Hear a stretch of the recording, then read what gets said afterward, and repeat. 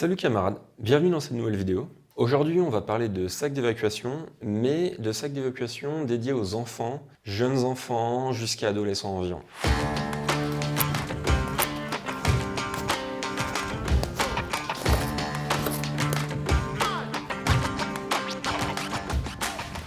Je ne pensais pas faire cette vidéo, très honnêtement, mais ça m'a été énormément demandé par la communauté, donc la voici. Si je ne pensais pas la faire, c'est pour une raison très simple. Jusqu'à présent, dans toutes les vidéos que j'ai sorties sur ma chaîne YouTube, j'ai toujours parlé de choses que j'ai expérimentées à titre personnel. En fait, je parlais de mon expérience. Et là, dans cette vidéo, je ne vais pas pouvoir parler de mon expérience, tout simplement parce que mon fils a 4 mois, et tu penses bien qu'à 4 mois, je suis plus dans les couches que dans les sacs. Donc, dans cette vidéo, je vais te parler de théorie, je vais te dire ce que je compte appliquer pour mon fils quand il sera un peu plus grand, et j'espère les enfants qui suivront derrière. Mais ce n'est pas quelque chose que j'ai expérimenté. Alors, avant de commencer la vidéo, en description, je vais te mettre mon dossier sur les sacs d'évacuation. Je pense que tu le connais depuis. Il est principalement centré sur les sacs d'évacuation pour adultes, mais il y a plusieurs pages qui sont consacrées aux enfants. Et c'est ce dossier que je vais t'expliquer en vidéo. Et bien sûr, n'oublie pas de t'abonner à la chaîne. Alors, commençons directement. La première chose à savoir, c'est que évidemment, ça vaut pour les adultes, mais ça vaut encore plus pour les enfants. Chaque enfant est très différent. Tu n'auras pas du tout le même sac pour un enfant de 7-8 ans ou pour un enfant de 15 ans. Ses capacités physiques ne sont pas les mêmes, ses capacités de réflexion ne sont pas les mêmes, et ses compétences ne sont pas les mêmes non plus. Donc, ton sac devra vraiment être dédié à ton enfant. L'idée, c'est que dans cette vidéo, je vais te parler d'une base matérielle, je vais te parler de stratégie, et je vais également te donner plusieurs options. C'est à toi ensuite d'adapter cette base matérielle et ses options en fonction de ton enfant et de ses spécificités. Premièrement, le sac. Alors là, c'est un sac pour adultes, c'est un de mes sacs, c'est un sac que j'utilise quand je fais du ski de randonnée, c'est le sac le plus petit que j'ai. Ce que je te recommande, c'est de te déplacer à un magasin de sport et d'essayer les sacs jusqu'à trouver le sac qui est le plus adapté à la morphologie de ton enfant. Je te déconseille très fortement d'en acheter un sur internet parce qu'autant en tant qu'adulte, tu connais ta morphologie, elle n'a pas évolué. Enfin, en tout cas, c'est la même depuis plusieurs années, donc tu as le temps d'expérimenter différents types de sacs. Pour les enfants, il faut vraiment être sur place pour essayer. Une fois que tu as trouvé un sac qui est adapté à sa morphologie, la deuxième chose, ça va être d'estimer le poids qu'il peut porter. Si tu prends un sac, évidemment si tu remplis trop son sac, ça n'a aucun intérêt parce qu'il va se fatiguer extrêmement rapidement et ce sera contre-productif. A l'inverse, s'il est capable de porter une certaine charge et que tu n'utilises pas tout l'espace disponible, tu le prives de certains matériels qui pourraient lui être très utiles. La meilleure façon pour estimer le poids que ton enfant est capable de le porter, c'est une fois avoir acheté son sac, faire une randonnée d'une journée. Tu le charges avec ce que tu penses être le juste poids et tu vois ce que ça donne. S'il râle parce qu'il est trop fatigué, parce que le sac est lourd, qu'il n'arrive pas à marcher, dans ce cas, tu enlèves du matériel. Si par contre tout se passe bien, il est en forme, il court dans tous les sens, il est joyeux, dans ce cas-là, tu peux rajouter un peu de matériel. Au bout de 2-3 randonnées, tu vas trouver un poids qui te paraît idéal, qui ne gêne pas ton enfant et qui lui permet de marcher sur des distances en tout cas suffisantes. C'est toujours compliqué d'estimer une distance de marche pour un enfant.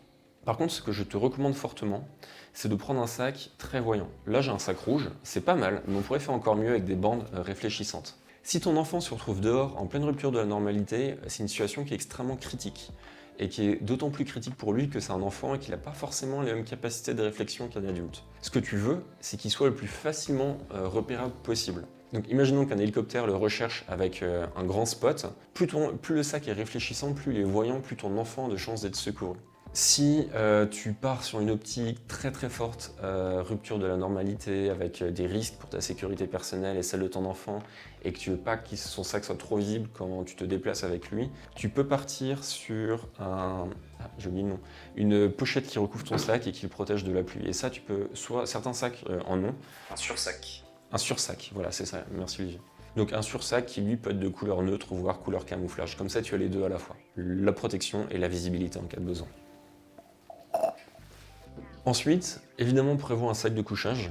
L'idée, c'est qu'il puisse passer une nuit dehors, voire plus. Et pour ça, sans sac de couchage, ça devient extrêmement compliqué et clairement, ça met sa vie en jeu.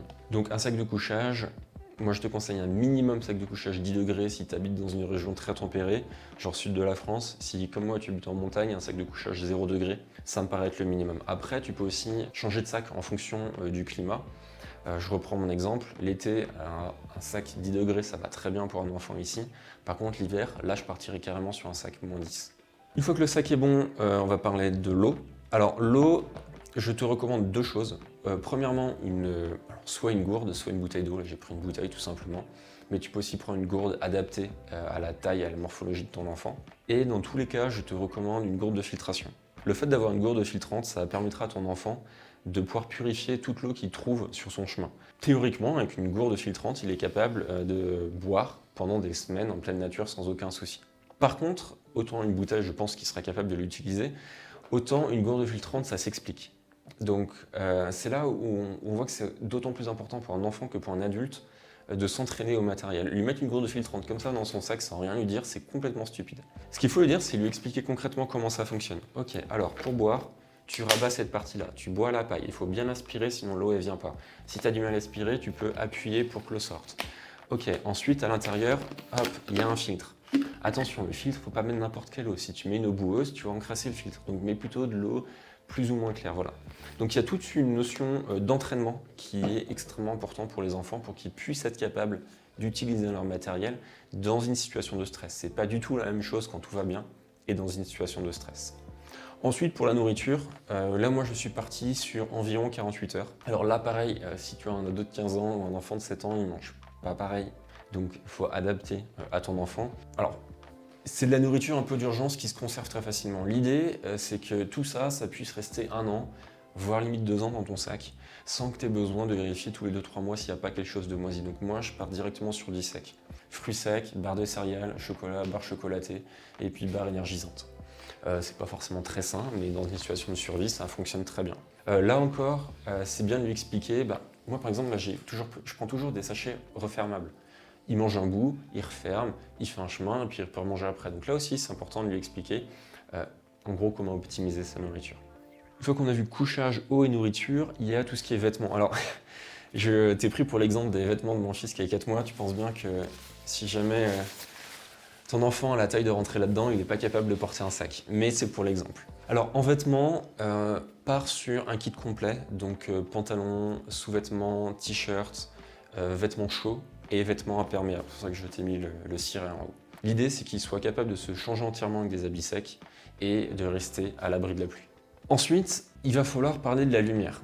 Là, la lumière, elle a 2 rôles. Le premier rôle, c'est tout simplement celui de pouvoir évoluer dans le noir, dans la nuit. Ça, c'est un rôle qui est évident. Mais le deuxième rôle, c'est aussi d'être vu.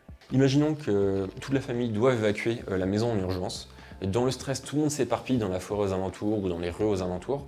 C'est primordial que ton enfant soit capable de se signaler par la lumière. Alors, on ne va pas parler de morse, à moins qu'il soit particulièrement doué là-dessus, mais tout simplement prendre sa lampe, faire des signaux et s'identifier.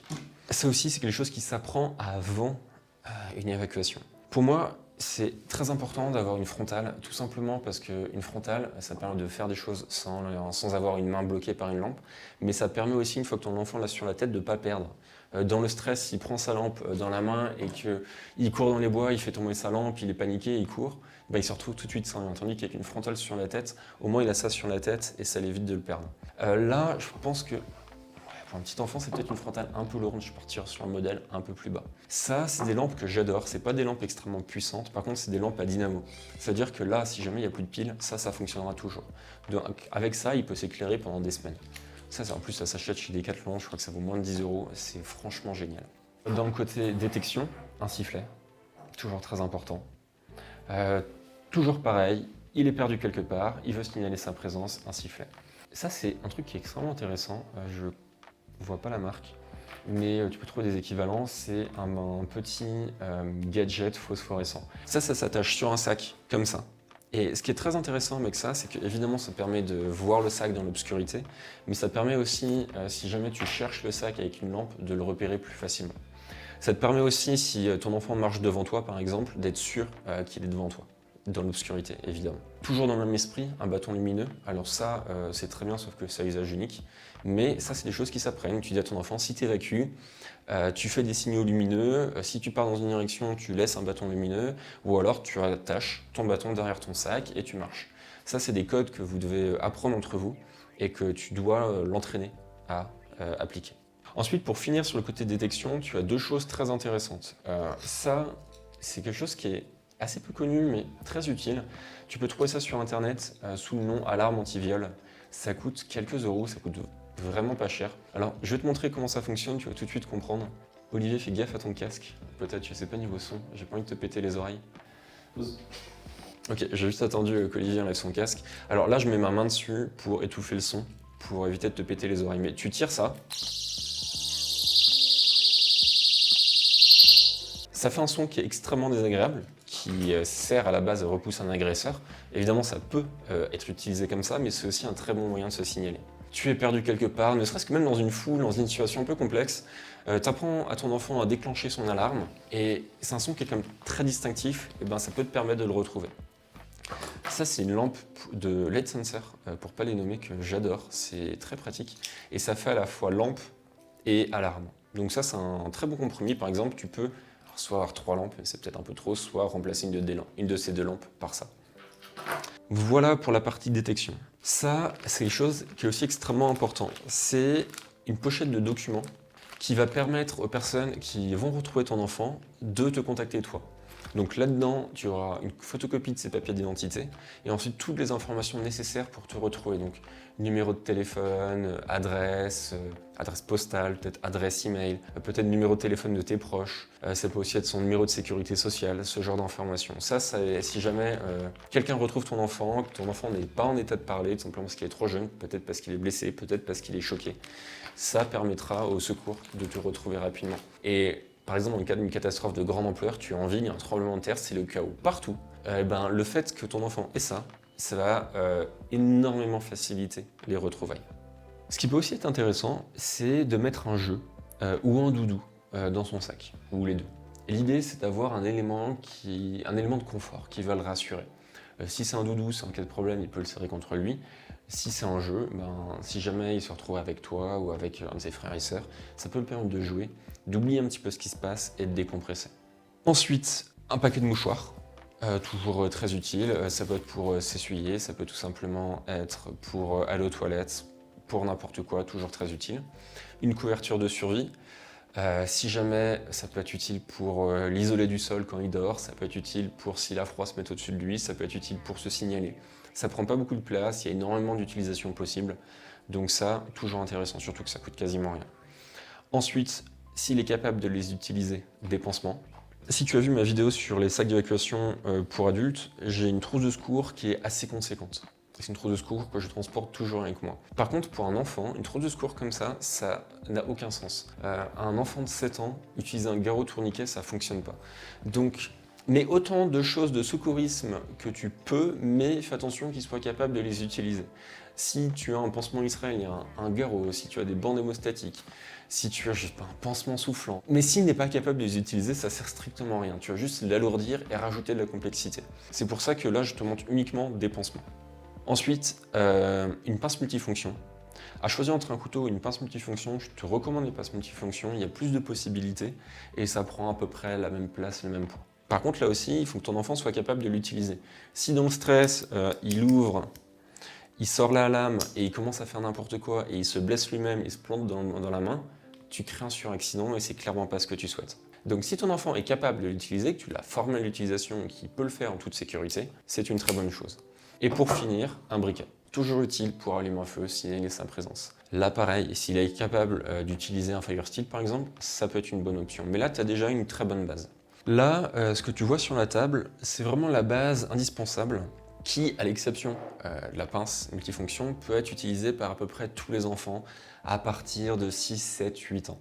Après, si tu as un enfant que tu as particulièrement entraîné à la survie en extérieur ou qui a l'habitude de faire des activités physiques ou qui est particulièrement dégourdi, tu peux rajouter des éléments. Je pense notamment à une tarpe, s'il est capable de l'utiliser. Donc une tarpe, c'est une bâche très utile pour se protéger de la pluie et du froid. Une paracorde, un couteau type bushcraft, peut-être d'autres lampes et peut-être un peu plus de matériel de manière générale. On peut aussi mettre un kit d'hygiène, brosse à dents, savon. On peut aussi mettre une trousse de secours plus évoluée, comme j'en parlais tout à l'heure. Donc libre à toi ensuite de compléter cette base matérielle en fonction des capacités de ton enfant. Là, je t'ai présenté la base matérielle indispensable. Mais je veux encore une fois insister sur le côté formation. Si tu mets juste toutes ces affaires dans un sac et que tu l'oublies quelque part, ça ne servira strictement à rien. Ce qu'il faut, c'est que ton enfant s'approprie le contenu de son sac. Donc moi, ce que je te recommande, c'est de faire ce sac avec lui. C'est d'aller avec lui, par exemple, à Decathlon pour lui acheter des affaires, pour lui acheter des lampes, d'essayer de l'intéresser, de dire tu veux quelle couleur de lampe? Il y a la bleue, la rouge et la verte. Qu'est-ce qui t'intéresse? Ah d'accord, tu préfères ça? Ah, et le sifflet, tu le préfères comme ça ou comme ça? En fait, l'idée, c'est qu'il s'intéresse à son sac et que pour lui, ce soit pas quelque chose d'inconnu, d'effrayant, de chiant, mais que ce soit quelque chose de cool. Une fois que tu as fait ça, tu crées le sac, donc tu places les affaires dans le sac avec lui et tu le laisses choisir où il met ses affaires. Ça lui permettra de mieux se rappeler où elles sont en cas de problème. Une fois qu'il a mis ses affaires, ça peut être un jeu. Et je suis sûr que tu n'es pas capable de tout me sortir, de tout me remettre en 5 minutes. Ah, je suis sûr que tu n'es pas capable de savoir dans le noir où est ta lampe. Voilà, jouer avec lui comme ça, l'inciter. Et toujours sans le forcer, toujours y aller doucement, en mode jeu, en mode ludique. J'ai un très bon ami qui adore évoluer dans les bois, qui adore tout ce qui est bushcraft, ultra trail, ce genre de choses. Et lui, ce qu'il fait pour habituer ses enfants à évoluer en forêt, c'est qu'il fait des week-ends chocolat chaud. Donc un week-end, il prend ses enfants, il a dit allez, on va faire un chocolat chaud dans les bois. Donc les enfants sont contents de boire un chocolat chaud. Il prend ses enfants et ils partent marcher en forêt. Puis au bout de quelques dizaines de minutes, il leur demande de trouver un endroit pour faire le feu et puis pour faire le chocolat chaud. Et bien ça, c'est une très bonne façon, ça apprend à ses enfants à identifier un endroit au sec et à l'abri du vent. Donc en gros, d'identifier un endroit sécurisé. Ensuite, il leur demande de chercher des brindilles, de chercher de la résine. Et ensuite, il essaye de les inciter à faire le feu. Une fois que le feu est fait, il sort sa tasse pour faire le chocolat chaud, il sort son chocolat, son lait, et puis il essaye de faire en sorte que ce sont les enfants qui préparent. Et une fois que les enfants ont tout fini, ils ont leur récompense, ils ont le chocolat chaud. Et en faisant ça, ça lui permet de monter progressivement le niveau. Ça, c'est ce qu'il faisait il y a 2-3 ans. Maintenant, ce qu'il fait, c'est qu'il va passer la soirée dans le bois, pas la nuit, mais la soirée. Donc, il leur apprend à trouver un endroit sec, il leur apprend à mettre une tarpe, il leur apprend à mettre une bâche coupe-vent. Et progressivement, il monte le niveau. Et toujours dans la bonne humeur, le côté ludique. Et évidemment, ce qu'il me disait, c'est que s'il y en a un qui commence à en avoir marre, à pleurer, il rentre. S'il y en a un qui fait caca dans sa couche, et il prend le nécessaire avec lui pour changer. Mais s'il sent qu'il n'est pas à l'aise, il rentre aussi. Toujours, on n'insiste pas. La pire chose à faire, ce serait prendre le sac des vagues et le mettre en stress dans les bois alors qu'il pleut. Là, tu es sûr que tu vas les dégoûter de la forêt, les dégoûter de l'extérieur et qu'ils ne voudront plus jamais voir leur sac d'évacuation. Ensuite, une fois qu'ils connaissent le matériel et qu'ils savent comment l'utiliser, il y a aussi toute une préparation psychologique. On part d'un scénario extrême, pour une raison X ou Y, on va reprendre l'exemple du tremblement de terre, ton enfant se retrouve dehors, il ne sait pas quoi faire. Et ça, c'est très dangereux pour lui. Il doit avoir un minimum d'options devant lui. Donc un minimum d'options, c'est ok, si jamais on se retrouve tous dehors et que tu es séparé, tu recherches quelqu'un de la famille, tu signales ta présence avec une alarme, avec une lampe, en criant. Si au bout de X temps, donc ça c'est un code à avoir entre vous, si au bout de X temps il n'y a pas de réponse, dans ce cas-là, il doit se déplacer vers un endroit sécurisé. Idéalement, vous avez identifié ensemble 2-3 endroits sécurisés, à des endroits géographiques différents. Par exemple, un dans cette direction, un dans celle-ci, un dans celle-là. Une fois qu'il est à son abri, il doit recommencer à se signaler. S'il n'y a toujours pas de réponse, peut-être mettre un signe dans cet abri comme quoi il est passé par là et se déplacer vers un autre abri. En fait, il doit avoir un chemin logique dans sa tête. S'il est complètement largué, c'est pas dans un moment de panique qu'il développera un raisonnement logique qui permettra de l'aider à vous retrouver. Une chose qui peut aussi être très intéressante quand tu as plusieurs enfants, c'est d'apprendre aux plus grands à s'occuper des plus petits. Ça, c'est quelque chose qui se fait assez naturellement en sortie dans les bois. Si tu fais régulièrement des randos ou des sorties dans les bois, incite doucement les plus grands à s'occuper des plus petits et c'est quelque chose qu'ils feront naturellement en cas de problème s'ils sont séparés de toi. Je t'encourage aussi fortement à lui apprendre les règles de base en survie, c'est-à-dire rester au sec, se réchauffer, ne pas se mettre en danger lui-même, ne pas marcher sans but précis, il doit savoir où il va. Mieux vaut qu'il reste sur place en cas de problème plutôt qu'il se déplace et qu'il se perde encore plus et que ça complique la tâche au secours. Ça, c'est des choses dont vous devez discuter ensemble de manière posée et de manière assez répétée. Ce serait intéressant d'avoir ce genre de discussion une fois tous les 3-4 mois, comme ça en passant, pour lui ancrer ça dans la tête et qu'il s'en rappelle en cas de problème. Et les plantes sauvages Alors, c'est une très bonne question. J'aurais tendance à être très prudent sur les plantes sauvages avec les enfants.